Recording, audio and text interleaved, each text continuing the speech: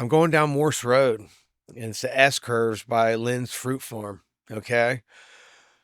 I'm coming back from Coach's in Gahanna, tequila drunk, can't hardly stay on the road, but I need to get to this party because there's cocaine there, and I knew it was going to sober me up. So I'm going as fast as I can, and I go 80 around these S turns, okay? I hit 2 trees, flip 3 times, get ejected out of the passenger side window. I could have died. I was so drunk, the only thing I could say was, "Where's Ryan?" Because I had dropped my buddy Ryan off before this happened. The paramedic said, the only thing I could say was, "Where's Ryan? Where's Ryan? Where's Ryan?" And I had passenger side injuries, so they thought Ryan was driving.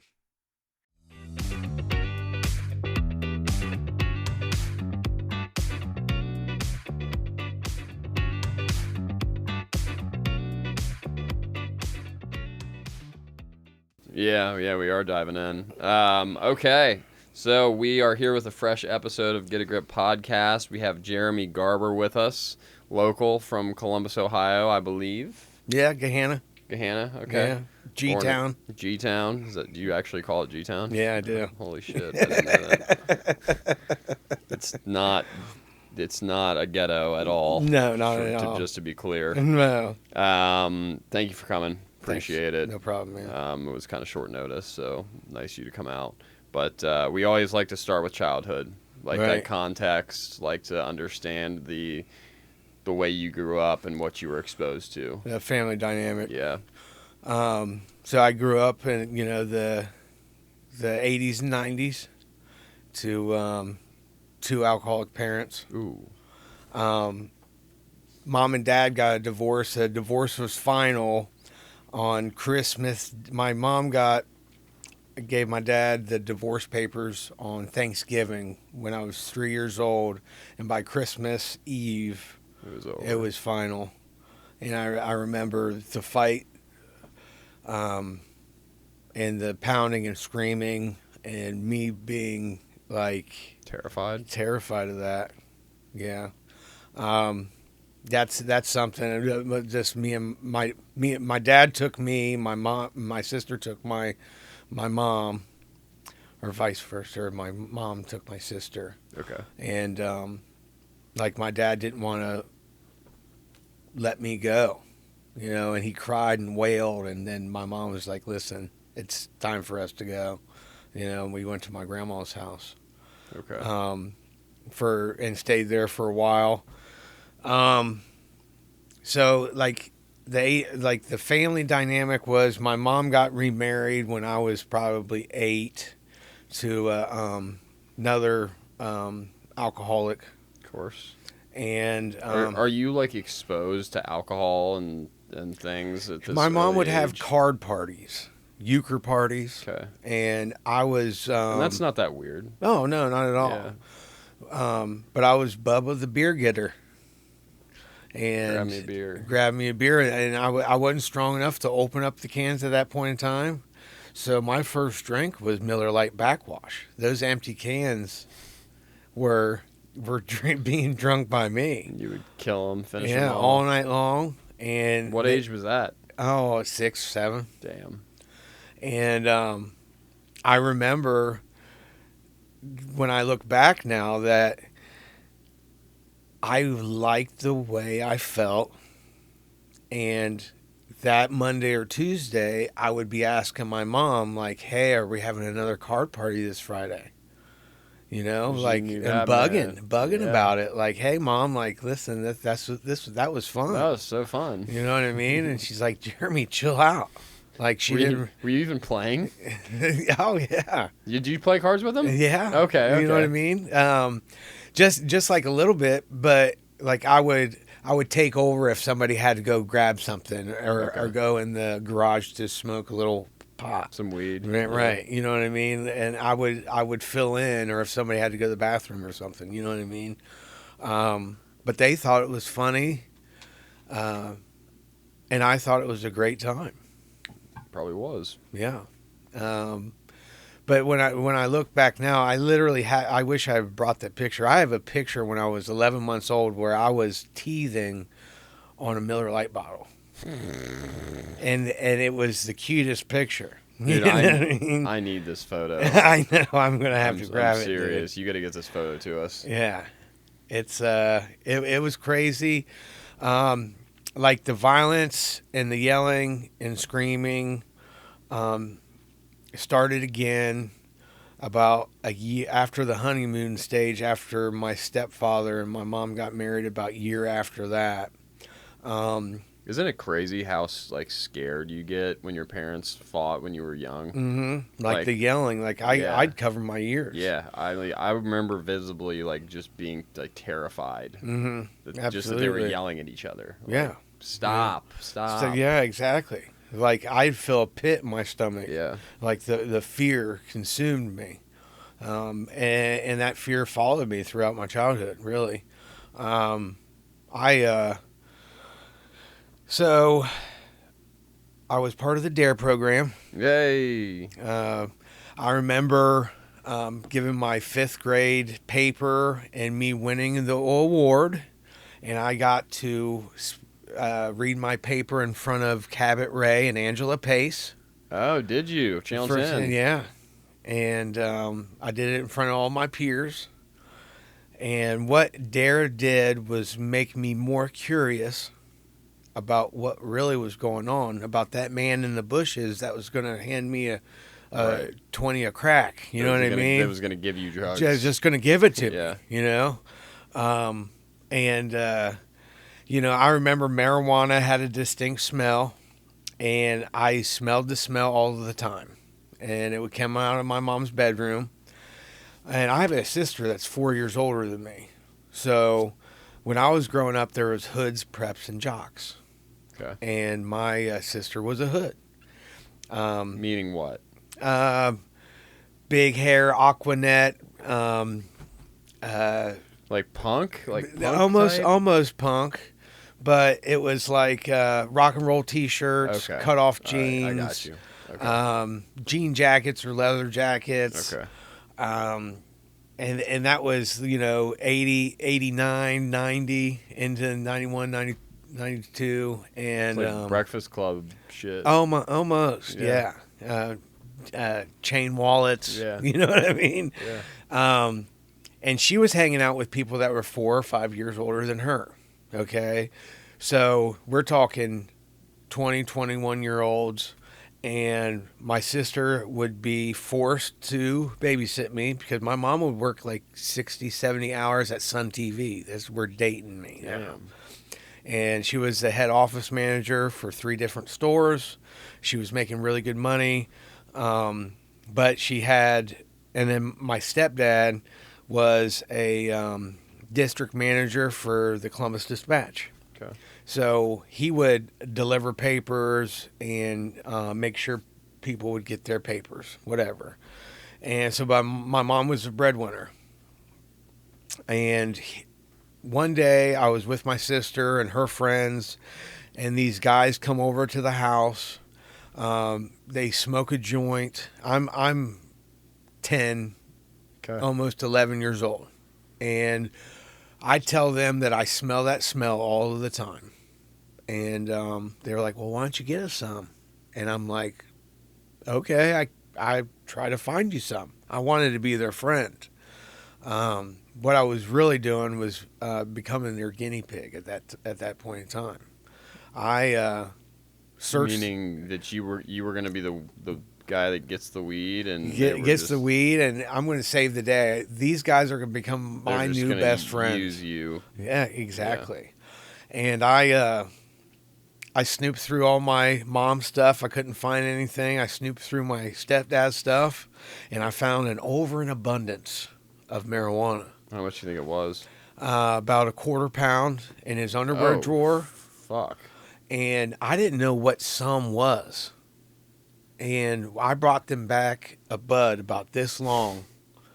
And these guys became my best friend. Oh, I bet they did. You know what I mean? Yeah. Like, and they molded me into somebody that I didn't know that I could become.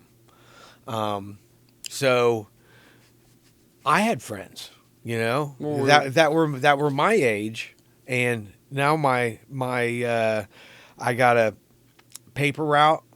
My grandpa thought I was getting in trouble too much at school because I was unruly at school, and got you a job.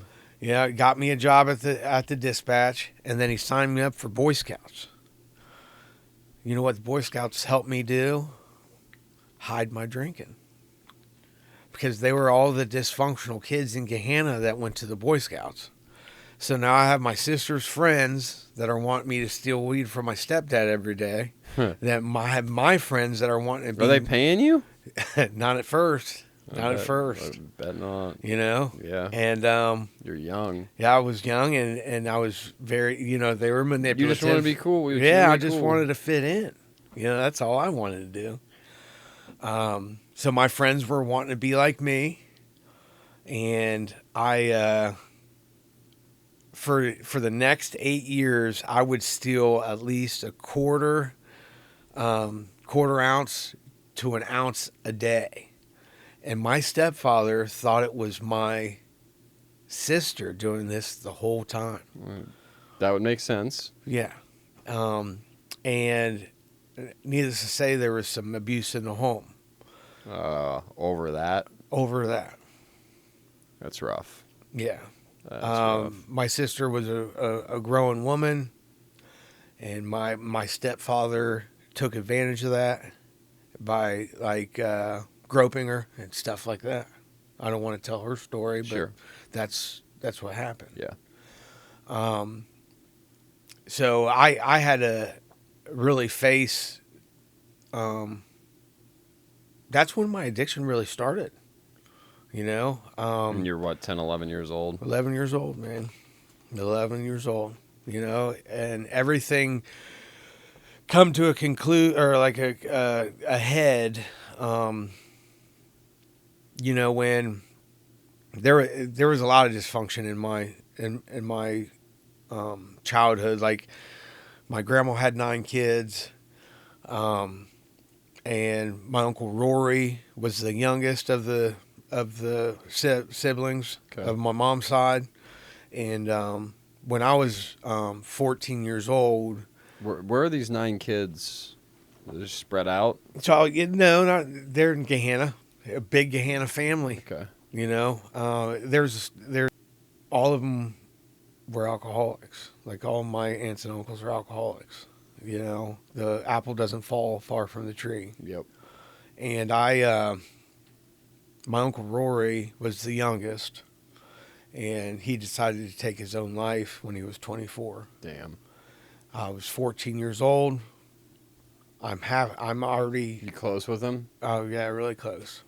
He babysat me and my sister.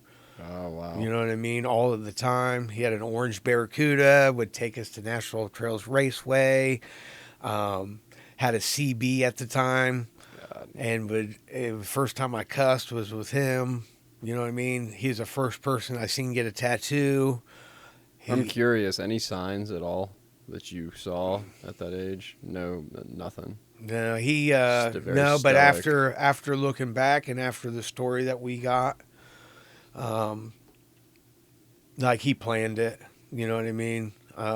He decided to pull his van into his garage and close the door, run it, and fall asleep.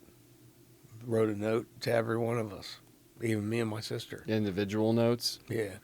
Damn. You know what I mean? And I was 14 years old, and I tell you, when I seen my uncle in that casket, I was like, I didn't want to feel the way I was feeling. And that's when I started going really hard. By the time... Are you just drinking here? Are you boozing and weed? Drinking on the weekends, smoking weed every day. Okay. And I already had tried hallucinogens. That was my first love of my life, was hallucinogens. Really? And this was pre-14 years old. Mushrooms, acid? Acid. Really? And that's when I look back and say I was 11, 12 years old tripping on acid, and it blows me away. Like, yeah, that's like, and I know why. My mom was working so often that she wouldn't, she was trying to get me the help that I needed through my grandpa and my grandma because they took on They got sober. you're right, they got sober and they, took on the role of what is Jamie and Jeremy doing? You know what I mean? So my grandpa stepped in, tried to do best he could, got me a job, had me sign up for a bowling league on Mondays too. It's got to be dangerous at that age taking something like LSD for your brain. Like it's got to really hinder your ability to learn and like Absolutely grow up. Yeah. And I stuck that way for a long time. But there was 9 of us that hung heavy, and I tell you, we always made a pact that we weren't going to do coke or we weren't going to do heroin. We're never going to smoke crack. And after my uncle took his own life, like I was just like, bring it. I don't care anymore. Like he was my role model. He was the only uncle that I wanted to be alike. And it was, balls to the wall from there, Immediately started getting in trouble. Caught my first felony when I was 14 too. Wow. What was that for? Attempted aggravated arson. Attempted aggravated arson. What does that mean? So I sprayed lighter fluid since I was a Boy Scout. I thought I was smart. I knew bricks couldn't catch on fire, so I was tripping on acid with my buddies, and I stole some lighter fluid off of a back porch when we were walking through the neighborhood. I decided to spray a big old peace sign on the bricks and set it on fire, and we all watched it burn out, whatever, catching trails, tripping balls. But listen, I'm the paper boy in this neighborhood. So somebody's seen me. They know you. They know me. I was the only one to get identified.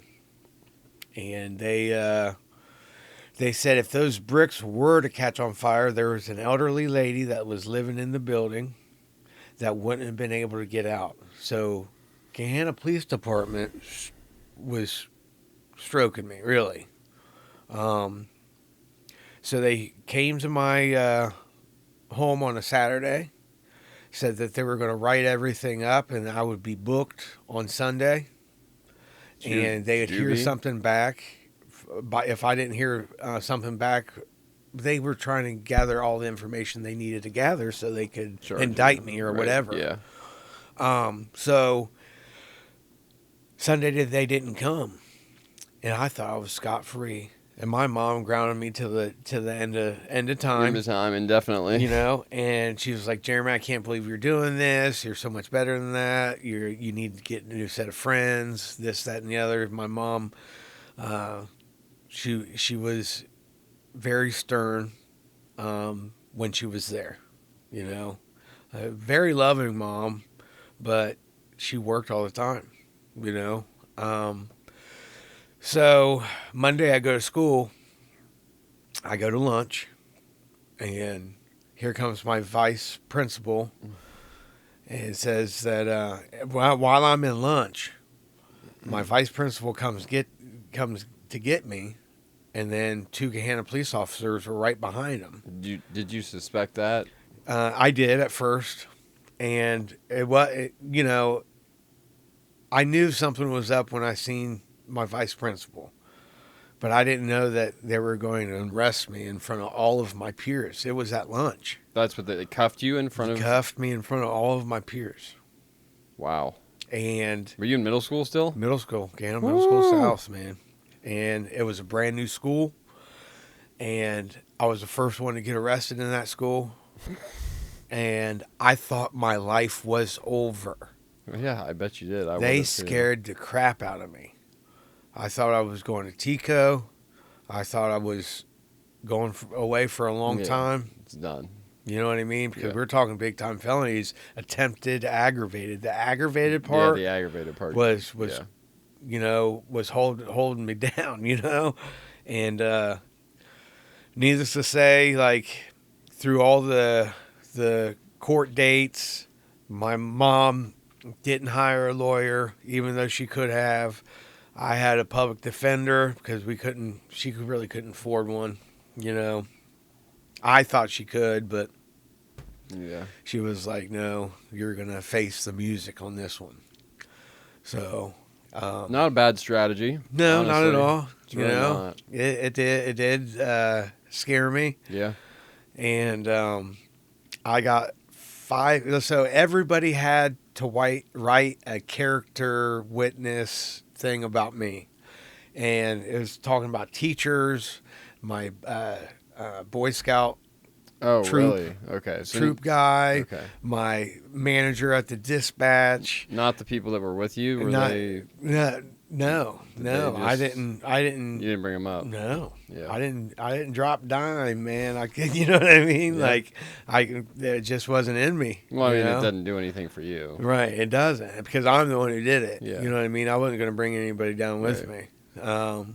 So I, everybody wrote a character thing for me, and most of them said Jeremy's a good kid, just as long as he didn't do drugs or hang out with the guys that he was hanging out with. You know, So they all knew. so they all knew.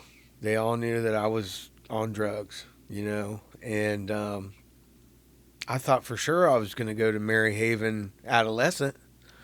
You know, and It's remarkable to me that all those parents and teachers and Cub Scout leaders all knew that you had a drug problem and there was no intervention of any kind. and no intervention. And I didn't see my first treatment center until I was 27 years old. And I was full blown, you know. Jesus. So my freshman year at Gahanna Lincoln, I I get caught with a half ounce of weed. Please don't tell me you had it in school. In the school. Why do you do this? I had it in a jar so you couldn't smell it. Yeah, right. You know, with baggies, with a pipe. Why? Leave it in the car. I know, man, but listen, I had 420 on my book bag. I thought I was a my cool guy. God. I thought I was a Yeah, cool guy. You're one of those. You know. And then when I walked in, Mrs. Palguda smelled it, and she said, "You're coming with me." I tried to, scurry away from her. Wasn't happening. They had already called the security guards. We go into the principal's office. Rather than expelling me, or rather than pressing criminal charges on me, because I'm going through this court case for the attempted aggravated arson, they say, "You're politely expelled." My mom was already looking for a place outside of Columbus, outside of Gahanna. Saves you a charge. Right. So, needless to say, that everything got hurried up, and I got 5 years probation. I couldn't violate again, and then they said that it would drop off, whatever, when I was 18. Okay. But the judge ordered me to go to fire safety training. And I was like, okay, what's fire safety training? So I had to go downtown to Engine House number 1 and meet the chief. He took me into his office, and for 3 hours straight, I watched videos of babies being burned up. What? Of whole houses being burnt down that had families in them. Video after video to scare me Good straight God. to not play with fire. But see, I was a Boy Scout, and I think that's the only thing that saved me, was my grandpa intervening and getting me a job, getting me a bowling league to be a part of, where I just hung out with my friends and smoked weed. Something to do. You know what I mean? Yeah. And then having the Boy Scouts on my side, I was a chameleon in everything that I did. I transformed in who I needed to transform into so I could get what I wanted to get. And this whole time I'm stealing weed, blaming it on my sister. you know. And you're giving it to her. Yeah. Yeah, absolutely. God damn. And so we moved out to Croton, Ohio, Where's that at? out past Johnstown, between Johnstown and Sunbury. Okay. But I took me with me. I just started hanging out with all the kids that did what I did. You know what I mean? Bit of difference. Yeah, and got my first job in New Albany. I at Eagles Pizza, great pizza, and got me a little vehicle. My mom was like, "You're gonna have to start having some responsibility around here." I got the room that I wanted in the new house. It was in the basement, which was cool. I want to back up. My mom ended up getting a divorce from my stepdad. About 8 years into it. He couldn't handle it no more. They would always fight. They'd always have... What about you? Yeah. So me and my stepdad had a weird relationship. I was Bud. He'd always call me Bud. And this is one story that I'm not proud of, but I'm going to tell it to you anyways. This was like the breaking point. Like my stepdad, my stepmom weren't talking. He would have a quarter pound in his underwear drawer and a quarter pound in his glove box. So, and when I got up to deliver papers, he would be gone. My mom would get ready for work, so I'd sneak in there and get the weed that I needed for the day. Yep. Or when he was home sleeping, I'd get in his glove box and get, you know what I mean? Yep. So I decided it'd be a good idea to leave the back door unlocked and have one of my buddies come in and steal all of the weed. That was a bad idea. Did you go through with it? Yeah, I went through with it. My mom got beat for that. Why is he taking it out on the women? Why is he was 6'5", you know what I mean? Damn, like big dude, scary. My dad by this time is coming into our lives. My dad ended up, I'll get into that. My dad ended up getting sober too. 12-step program, thank God. But after he had gotten in trouble, he decided to steal a prescription pad when he lived in Southern Ohio in a little town called Woodsfield, and got him a script pad and wrote about writing away. 75 times. He got a 75 felony 4s for writing his... Jeez. Yeah. And they sentenced him to a 12-step program and some probation. Wow. But he was in a little town, so they didn't, he just said, hey, listen, he fell off a scaffolding in 89, so he was addicted to pain pills. And he really fell bad. Off a scaffolding? Yeah, 25 foot of scaffolding. Jeez. So legitimately he was in pain. I'm sure the judge considered that, but I'm just like my dad. When I put anything in me, that phenomenon of craving takes over. Not enough. It's not enough. And then when I do get in trouble and I do get sober and want to do right, that little thing pops up into my head like, I need to get high. I have no defense against that first one. I truly... So, listen, I was in Croton. I took me with me. I started causing trouble. My mom gets remarried to another guy. So this is number 3, right? Yeah, this is number 3 for her. He is drinks a lot. I don't want to call him what. Right. You know what I mean? Not for you to decide. Not for me to decide at all. Loved him to death, man, because he made it fun for a while, but the drinking and stuff took over, and he didn't like the way that I was treating my mom, my sister, my siblings. You know what I mean? Because he brought 3 kids with him. Oh, damn. and they were all from Gehenna, and we already knew, like me and my sister already knew of them. We just really haven't hung out, but now we're all hanging out, and we're all having a good time. My siblings were awesome. Some of the funnest times that I had were with my step siblings, in Gehenna.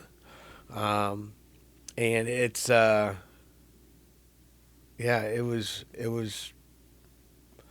the drugs and alcohol for it was so immensely accepted, that I didn't think I had a problem as long as, and I see my mom work hard and play hard, and I thought that as long as I kept a job and paid my bills and did what I had to do, even though I was going to be absent from my children, that I didn't have a problem. You graduated high school? No.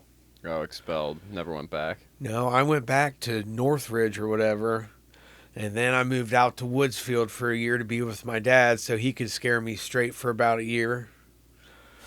And then I came back to Northridge. I went to high school for 5 years and still didn't graduate. I hadn't got half a credit of ninth grade English, and I guess they called my name at graduation, but I wasn't there. I was too busy doing what Jeremy needed to do. At this time, I'm everything goes. The only thing I hadn't done was stick a needle in my arm. I've done everything else. So before 18, you've tried everything but sticking a needle in your arm. Heroin, crack, cocaine, meth. Yeah. Jesus. Yeah. It was. And that was accepted. Oh, yeah, well, I kept the harder drugs hidden for a while because I didn't want to be judged by them. But after 18, 19, it was balls to the wall. I when I went to Woodsfield with my dad my junior year of high school, I was vice president of my junior class. Wasn't drinking, wasn't smoking. My dad was 6'4", almost 400 pounds, and he had hands as big as my head. And I seen what those hands could do. So when he said he didn't want me to do something, I didn't do it. I bet. When I lived down there, I tell you, I had to ask to go to the bathroom. I had to ask to take a shower. I had to ask to be excused from a room. I had to ask to get something to eat. I could only have one 5-minute phone call with one person a day. Damn. This is my junior year in high school, bro. And I'm like, Dad. It's like fucking jail. Exactly. And he taught me a trade when I was down there, and I'll be forever grateful for that. He was a master carpenter, and he built log homes. There's probably some value in those lessons, though. Oh, yeah, absolutely. And he knew I was a loose cannon at that point in time. And I stayed straight for a year. I went to go see my mom and for Christmas. And I remember the conversation my mom had with me. She said, "You're doing great. You're vice president of your junior class. I was third in the state of Ohio for the 21 overhead bead.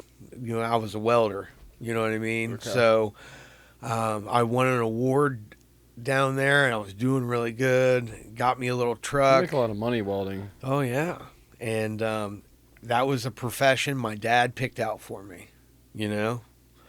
And while he was teaching me how to do other things, but my mom was like, "Jeremy, if you keep on doing what you're doing down at your dad's, you can graduate with your friends and move back up here."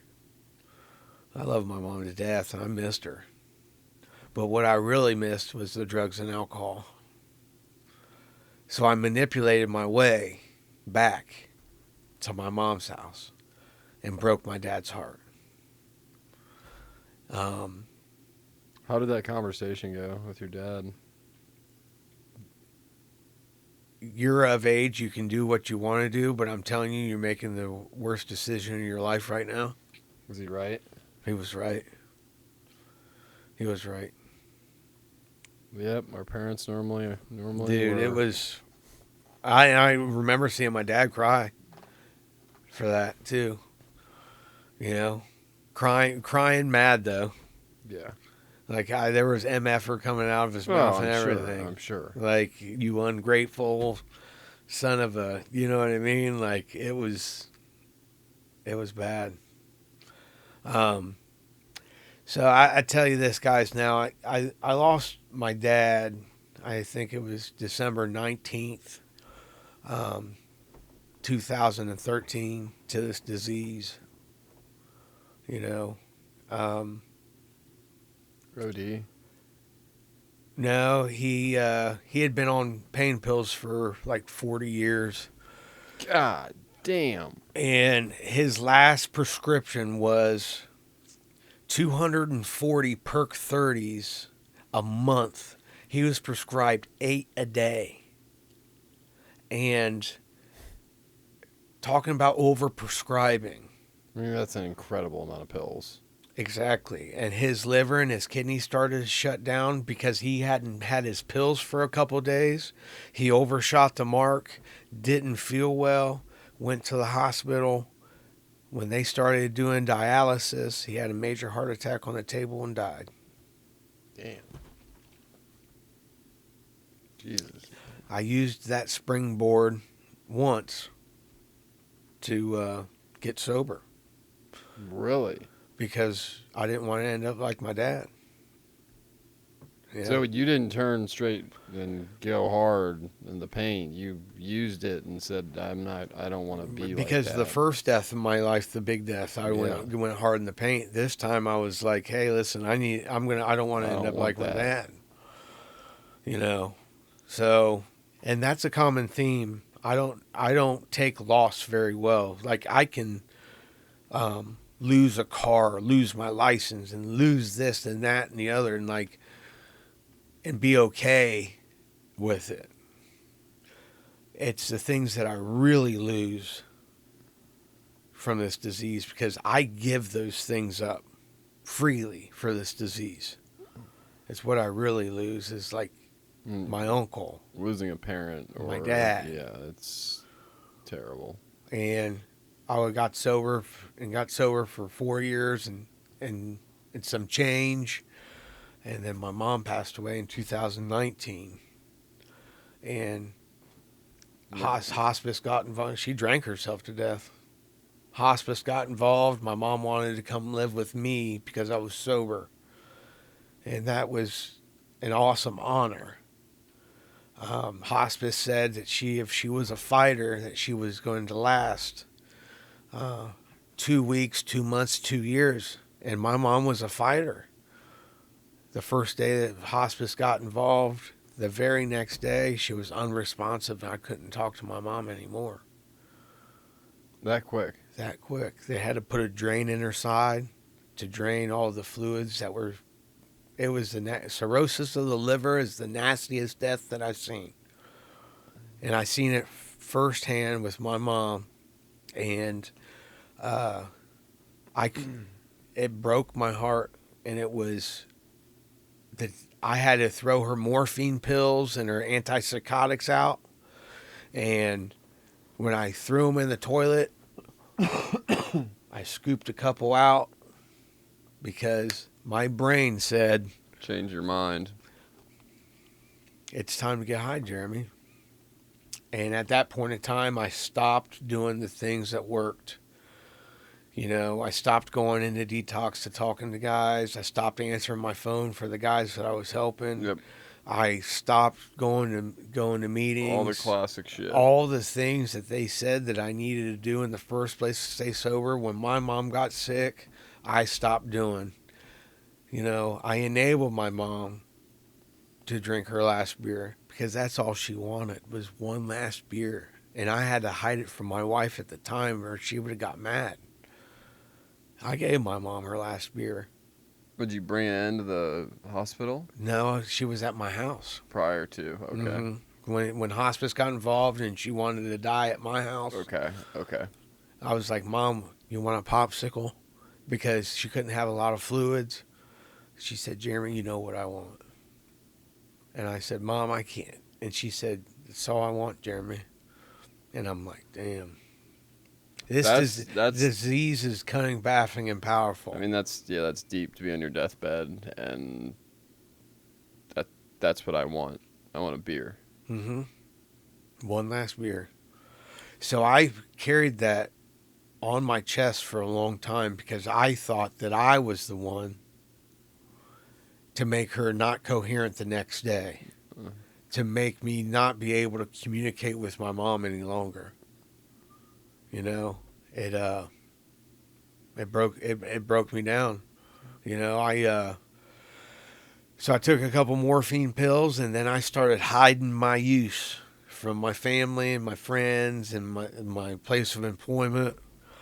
How did that go? Yeah, not very well.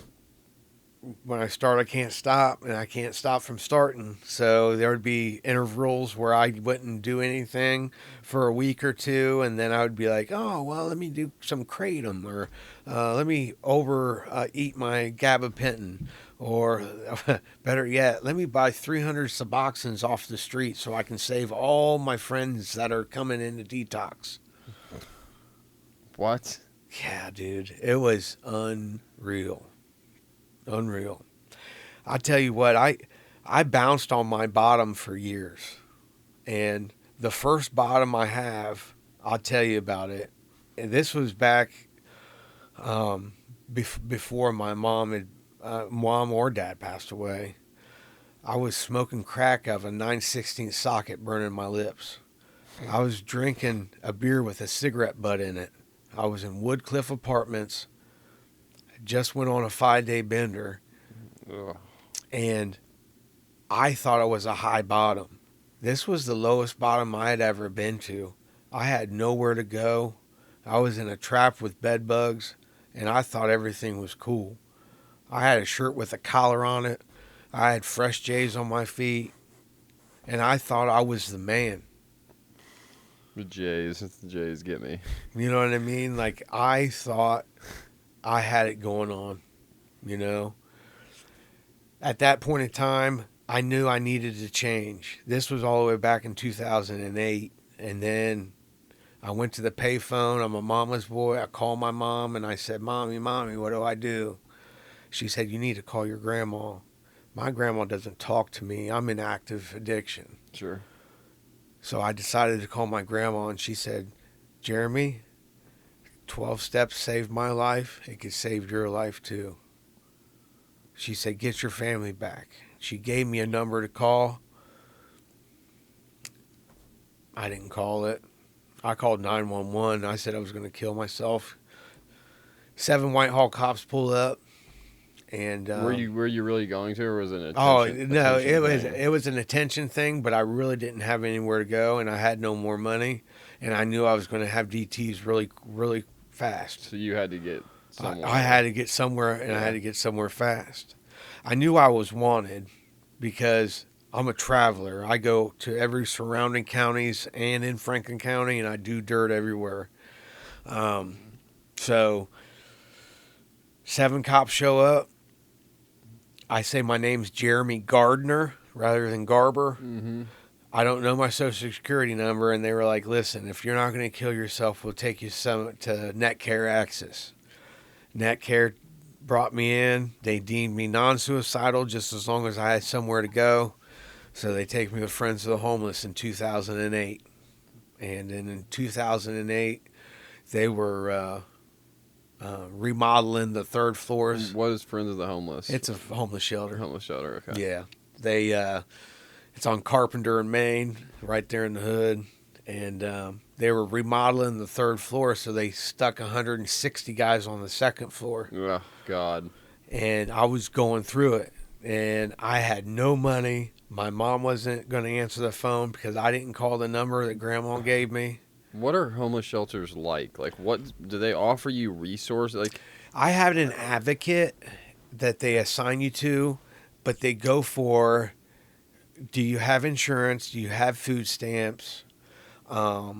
Get you resources like that, and Right. then they sign you up for housing, but it depends on how long you've been homeless. And at this point in time, I'd only been homeless for about 3 weeks or a month because that's how long I stayed in that trap. And my advocate was pretty cool, but I'm a semi middle class suburban kid from Gahanna in a homeless shelter. He was like, "Man, can't you call your parents?" No. Actually, I This is can't. my last chance.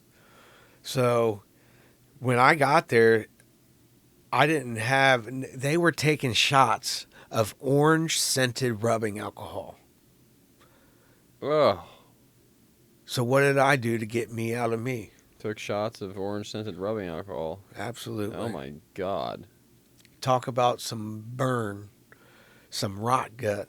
You could feel your insides turn inside out. Yeah, it's disgusting. It was the worst experience I've ever had because I drink moonshine and Everclear and stuff like that, but Right. never Did it do rubbing anything? alcohol. Oh yeah. Did it Yeah, catch your it buzz? got me. It got me okay. It got me okay. But I tell you, I had indigestion so bad that literally it felt like the burn was. Felt like the burn was coming back up. Though each time, like my body needed to get it out. And it was either going to come up this way or the other way, and it's going to burn regardless. So what do I? It's gonna kill your buzz. Oh, exactly. And it was, and listen, I did that for about 2 days straight, and my somebody came in to the Friends of the Homeless looking for me, and my advocate comes over to me and says, "Hey, do you know that guy standing over there?" And I said, "No." And he was like, "Well, stay over here." Well, the guy left his name and his number. I look at it and I said, "I don't know this Mike guy." And I called my mom and I'm like, "Listen, this some burly dude just showed up to Friends of the Homeless looking for me, and I think it's my past coming to get me. Please send me some money or get me a hotel because I need to get out of here. They know where I'm at, Because at this point in time, I have done dirt. You know what I mean? So I went to Mike came back and picked me up the next day from the homeless shelter and took me to my first meeting. And Same guy from the day before. yeah, same guy from the day before that came and left his name and his number. Okay. And my mom had called around and got his number somehow, and he was an active member, you know what I mean, doing 12-step calls. So he came to he went out of his way to come to a homeless shelter to look for a man that he didn't know. Mm-hmm. You know what I mean? Super grateful for this guy. Came back, took me to my first meeting. I only remember the guys and girls there being so welcome because I knew about recovery meetings and stuff. So, but I hadn't really put the dots together, and that he finally put the dots together for me. And he was like, "Listen, this is what I do. I'm here to help. You need to get into this program. You'll have a interview on Thursday. So when you go back to the homeless shelter, I want you to go to this meeting on Bryden Avenue, and then call me when you get back to the shelter, and then I'll come and pick you up for your interview." And I said, "All right, cool." So we finished the meeting. It was a smoking meeting then. They had ashtrays. That's it was crazy. You know what I mean? I can't Like, imagine. I wish. it was, I yeah, wish, I dude. know, for real. It was club soda meeting. Oh, right above, Mm-hmm. literally right over here. Yeah, it was when they were smoking, man. Yeah. And everybody was welcoming. I don't remember anything that was said, but I knew that place, and then people were going to be a part of my life. I needed to change so bad, man. Like I was 180 pounds, 6 foot tall, dude. Like that. Hey, listen, man. When I got checked into jail when I was at my worst, I was a $140. I'm 6'4". Oh my God, dude. I was skeleton walking, man. Yeah. That's exactly what I was. And I've always been a bigger guy. Yeah. So I go back to the shelter. He buys me a pack of buglers. You know what I mean? Like that would buglers were the thing in the shelter. Then you roll your own, Roll your own, whatever. yep. I bummed them all out the first half hour I was there. You know what I mean? Yep. Uh, definitely a giver. I and then I go to that meeting the next day, and on my way back, cop pulls up in a paddy wagon. I'm white boy in the hood. I got a collar, Yeah. shirt and a collar. What are you doing down here? You out here copping dope? And I'm like, no, man. I live at the spot, because that's what we call it when you're at the homeless shelter, is the spot. We Yeah. don't call it a homeless shelter or the shelter. We call it the spot. Okay. I live at the spot. Okay. So I told him I live at the spot, and I'm walking back from a meeting. What's your name? Jeremy Gardner. And he was like, what's your social security number? I switched the two numbers at the end. He comes back as a 45-year-old black man. He said, quit lying to me or you're going to get falsification. And I said, gig was up, man. I gave him my social security number. He told me that I wasn't slick, that he runs into guys like me all the time. Yeah. And then he comes back and he says, put your hands behind your back, Mr. Garber. You're under arrest. He said, you're wanted.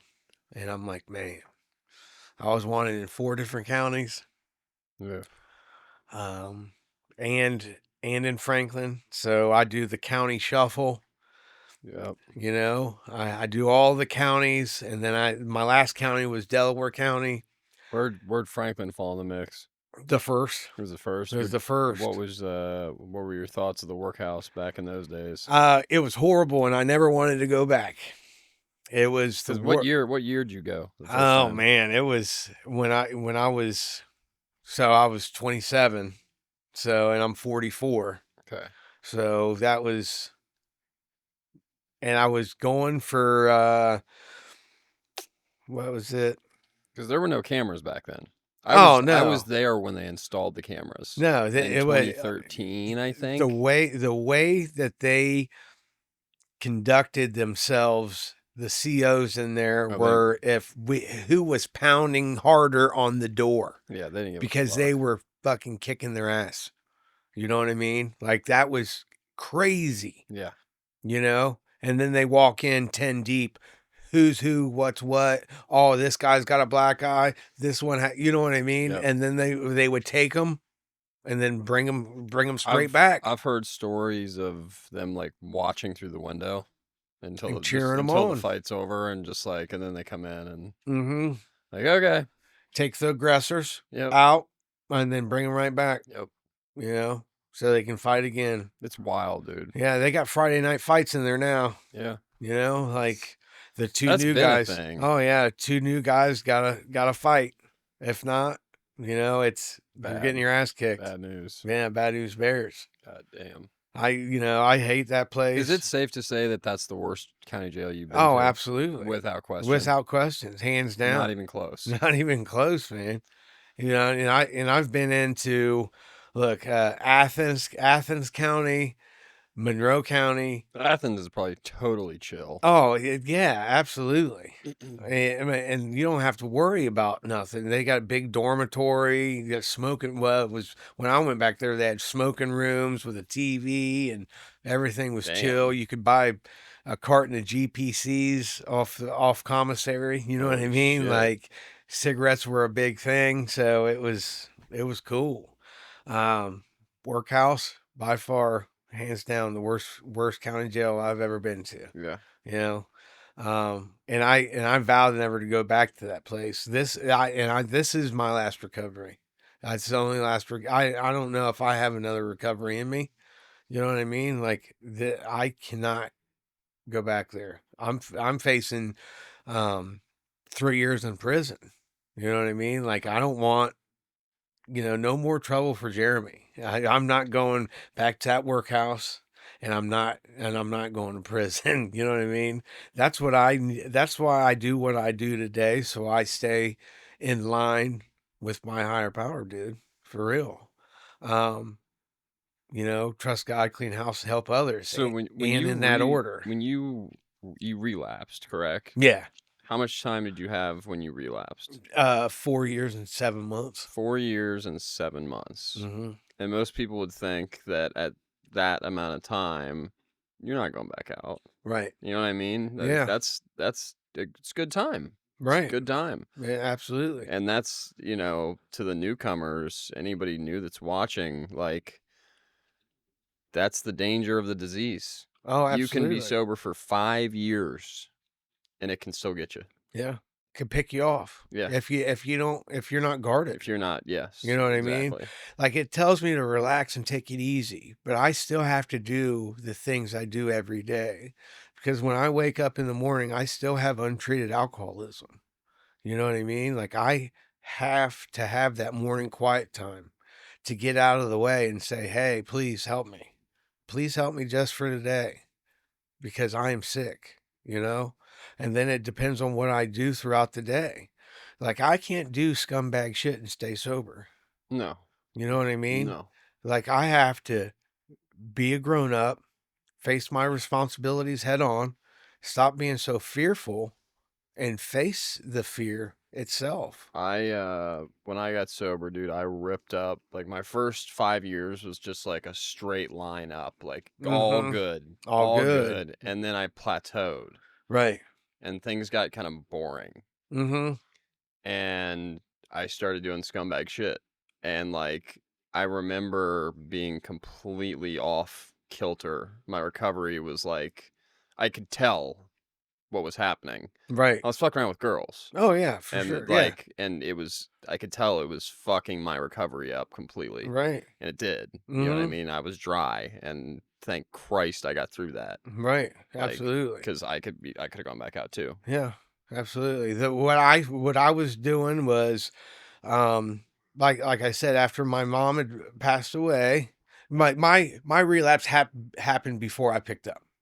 But it happens way before, Always. you know? Yeah. And it was 3 months prior when my mom first came out that she was dying of cirrhosis of the liver, because she kept that to herself for a long time.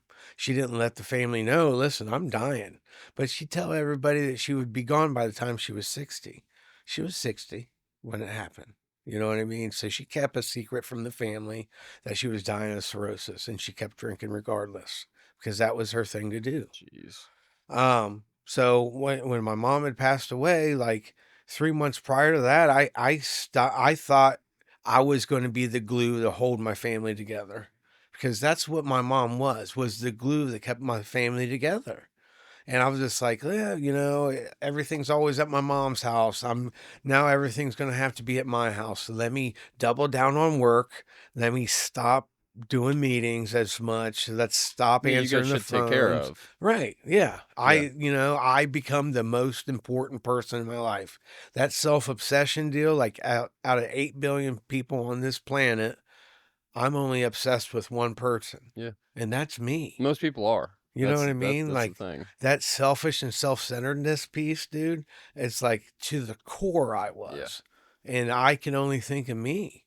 And it's like, I need to get out of myself and think of how I could be useful to other people around me. You know what I mean? Like, that's the key of my life, is to help other people. I have to. And that says it, man. Like, I'm a 12-step recovery dude, and it says it in my literature. Like, I have to. I'll have this following that's around me, and I see the light and the miracles go on, light bulbs that coming on in people's eyes. You know what I mean? Like, wow, they actually get it. You know what I mean? From the time that they come in broken and becoming like a man brimming over. You know what I mean? Yeah. Like, that's what I want today. You know what I mean? Like, those cliches, like, ate me alive when I first got into the program. And I've been listening to it for years. I've been in or around recovery for the last 17 years. Yeah, your family. You know what I mean? And it's like, and I say in or around, because when I was around, I was doing this scumbag stuff in and out of the rooms, messing around with girls, thinking I can, do what I wanted to Yeah. outside, sell some pills or sell some subs or sell whatever. Yeah, that's You know wild. what I That's mean? Like, wild. and I can't do that and stay sober. I Fuck know that no. today, Fuck no. But reality smacked me in the face. You know what I mean? And it smacked me hard enough for me to realize What was it like to like scrape yourself up and have to admit, hey all of guys, that dirt. like just to admit like I relapsed. Like I had 5 years, I relapsed, and Oh, to well, go it was hard because I I was trying to hide my use from everybody. right. You know what I mean? So when I got honest with my sponsor, he was like, Jeremy, I knew. And I'm like, motherfucker, no, you didn't. Why didn't you say something then? Right? He said, I knew. I just was waiting for you to get honest. And I'm just like, dude, like, I need accountability. It's a big part of my recovery. Sure. You know what I mean? Sure. I need somebody to say, Jeremy, I know. What are you going to do about it? You know what I mean? Go back to detox, go into a rehab center, get that separation from the drugs and alcohol and get busy in these steps. You know what I mean? And that's what I got this time. You know what I mean? Like that's what I needed, and that's what I got. So you And I had to truly pray about it though. you believe that the path. How long do you have now? About 4.5 months. So do you truly believe now that the path you're on is different? Yes. Like you can feel it. Yeah, yeah, for sure. Absolutely. I'm happier now that I've been in my whole entire 17 years of being in or around recovery because I know I ain't got that long left. There's no well, and you're not doing any bullshit, No, so there's nothing to worry about. nothing at all. You know Yeah, what I mean? yeah. Like I've done the steps before and lived them and applied them into my life. Okay. And now that I'm not redoing the steps, but I'm starting where it takes action, and that's in the 4th step. Okay. Being brutally honest with myself, seeing it in black and white, and swallowing and digesting big chunks of truth about myself. You know what I mean? Like before, I would always swallow the truth of myself. I never digested it. Okay. Without digesting your food, it's always going to come back up. Sure. You know what I mean? Yep. So I was swallowing it. I wasn't digesting it. Now I'm in real time, real reality. I digested my food and the big chunks of truth about myself. And I tell you what, man, it's like I'm actually happy with where I'm at, you know? Did you get through all 12 the first time? Oh yeah. Did you? Yeah. Yeah. I And mean, then just actively slowly strayed away. Oh yeah, absolutely. I stopped doing the morning quiet time. I do my prayers in my car and not having a conscious contact every I day. used to do that too. You know what I mean? Like I just do the prayers in the car and being Toss one up rushed. Yeah, on yeah. the way Thanks. to work. Right. That is Thank you. that is exactly when I was dry what I would do. Right. Exactly what I would do. Yeah. And it's so I have that morning quiet time, and then I do that nightly review. But what I do throughout the day, it says when I'm doubtful or irritated or doubtful, then I ask God to remove that stuff. It's working an active 10 step. You know what I mean? Like that's what's really saved me this time is actively being active in my life with being how selfish and dishonest I am throughout the day, because it's okay to be it's okay not to be okay. And I would lie all of the time. Jeremy, it seems like there's something wrong. What's wrong? I'm okay. I'm fine. I'm good. I'm good. Well, that first of all, if I'm not okay, I need to tell somebody about it. You know what I mean? And if somebody gets on my nerves, or if I'm irritated, I need to tell them that stuff because it builds up on the inside of me and I feel it. Turns into a resentment. You know what I mean? And resentments keep me sick. Yep. You know what I mean? Like that's our number one offender, and it kills more of us than anything else. come on, dude. Like, Dude, resentments can be filthy. Two you know? jobs ago, my boss fucking hated him. Mm-hmm. Like, fucking hated him. Right. And every single day, I would just obsess Over. about how I hated him. Right. Like half my day Right. was spent. Oh, I hate that motherfucker. Just nitpicking Yeah, what you like, hated about God him. damn, like, what a Right. waste of time. Right. But that's how we are. Yeah. It's how we are. It's how we can be. Right. And it keeps us sick, really. Yeah. So if I have a resentment, if I don't tell somebody why I have the resentment and then ask God to remove it and then make amends if I've harmed anybody, you know what I mean? Like, and then resolutely turn my thoughts to somebody that I can help. That's actively working a 10-step. You know what I mean?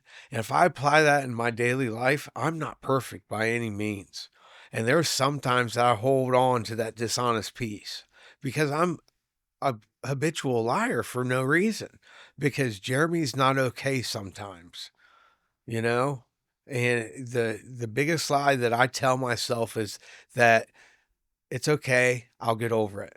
Well, it's progress, not perfection, always. Right. Always and forever. We're never going to be perfect. No, not at all, man. So you got to take it easy on yourself a little bit. Yeah. But And it says in my book where it says relax and take it easy, I have real big stop fighting, because I've been fighting too long, man. You know what I mean? I'm sure you're fucking sick and tired of the back and forth. Oh, yeah, absolutely. To tell you the truth and to break it all down, I've been arrested 18 times. Okay. God damn. Did Did you go to the joint? No, No never. joint. It's the first time I'm Lucky. facing the joint now. I But mean, you I've gotten are- lucky. you I've gotten are- lucky. You are now, though. Right, I'm facing time, and listen, I'm not made for the joint. You know Neither what I am mean? Fuck that. I'm with you there. Right. So 18 times. I have 4 children with 4 different women. I always thought a relationship would work to help cure my alcoholism and my drug addiction.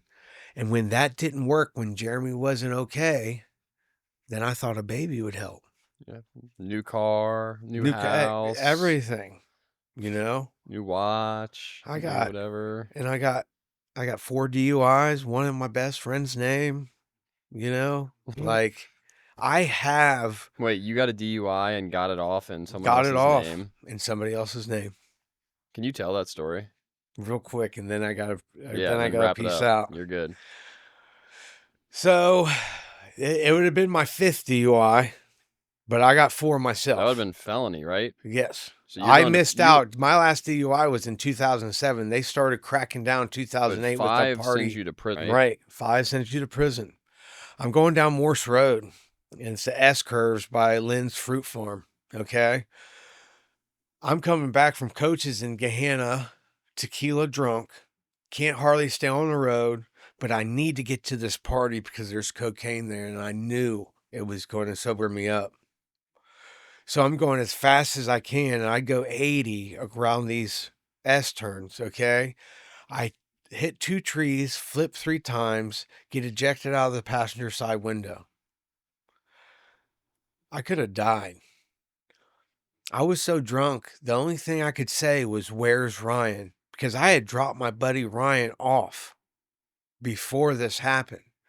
The paramedic said, the only thing I could say was, "Where's Ryan? Where's Ryan? Where's Ryan?" And I had passenger side injuries. So they thought Ryan was driving. Oh, Ryan bailed. Ryan, I dropped Ryan off. Well, no, I'm saying they thought Ryan bailed. Exactly. So when I'm in the hospital with a cervical sprain and just scratches on my knees, that's all of the injuries that I had. So State Highway Patrolman comes in. First thing out of his mouth is, "Where's Ryan?" You're like, I don't know. Well, I was like, asking the same thing. And, and I was like, and he was like, "Is it Ryan?" Because I had 2 Ryan friends. Somebody already dropped dime. They said, "Listen, it's either one of the 2. Which one was it?" And I was just like, I couldn't tell you. You want to go to prison? No, Nope. I don't want to go to prison. You know, Because for real, you're it's for real going. for real going. Yeah. You know, and listen, so one was in Ryan's name. He took it He took it like a G. like a G. Damn. And that's the amends that I did make. God damn. God yeah. rest his soul, though. He had passed away from a heroin overdose in Florida about He did. 7 years ago. He didn't make it. He didn't make it. Wow. Glad you shared that. Yeah. Because there's a lot there. It's cunning, baffling, and powerful, dude. You're willing to do whatever just to get over this hump that you're in front of. You know what I mean? Wow. If I could say anything to anybody, is I trust God, my higher power. I clean house every day, and I help other people, and in that order. Because if I start picking and choosing what I'm doing in those 3 things, then I'm still running the show. And when I run the show, I run my life into the dirt. So I have to ask God first thing, please help. Beat me to the question. It's exactly what I was going to ask you to do, was leave us with something. So I appreciate it. Hey, no problem, man. Thanks for coming out, dude. Incredible story. Congrats on the 4.5 months, and Right. congrats on fucking coming back. Right. Thanks, man. I appreciate it. From what I understand, very difficult to do. Yeah, So, it absolutely is, man. keep doing what you're doing and stay sober, man. Yeah, I am. Absolutely.